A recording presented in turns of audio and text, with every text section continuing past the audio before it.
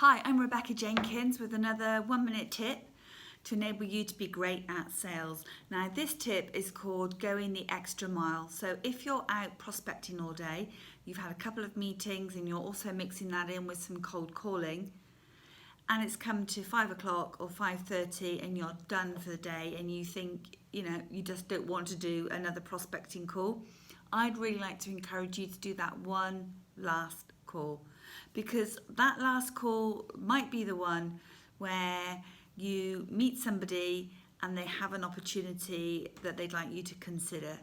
So when you think you're absolutely at the end of the day, just go that extra mile and just do one more call. It might lead somewhere, it might not, but just push yourself to go the extra mile. That's Rebecca Jenkins with some very short and effective sales tips to help you be great at sales.